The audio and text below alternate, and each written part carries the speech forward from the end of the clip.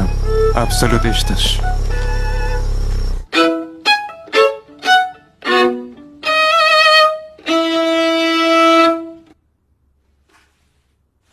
Shunday qilib imtihondan yiqilmoqchimisan? Yo'q, ota. Vibratoyingga nima bo'ldi? Qo'lingni ber.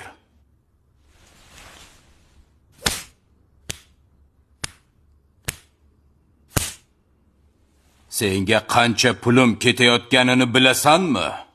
Mana bu kostyum, mana bu skripka. Sendek qobiliyatsiz bolaga har kuni ketkizayotgan vaqtim. Menga shunday rahmat aytasanmi? Imtihonga borib, o'zingni meni sharmanda qilmoqchimisan?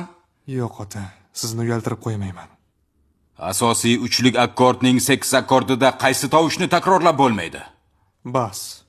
Xo'sh, qaysi uchlik akkordning asosida kichik tertsiya yotadi? Minorning. Akkordda Gustav, qandaydir jo'natma keldi. Ular adashishmadimi? yo'q. Ular adashishmagan. Nihoyat u keldi. Faqat buni o'sha revolverdimi? Xuddi o'zi. Biz uni sotib olmaymiz degandik-ku. Ha, men fikrimdan qaytdim va boshqa qarorga keldim. Uni hali qaytarib yuborsa bo'ladi. Men qaror qabul qildim. Aytganingdek, azizim. Ajoyib asbob. Bu Smith & Wesson 44-kaliberli. Meni tanishim Benning koltidan ancha zo'rroq.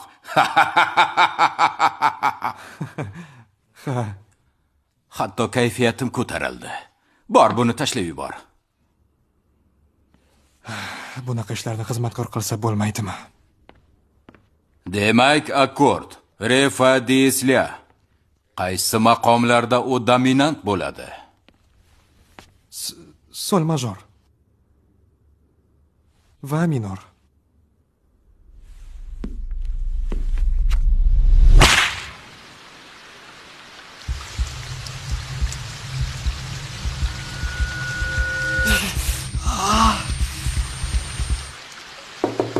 Sebastian, sen yana yig'layapsanmi?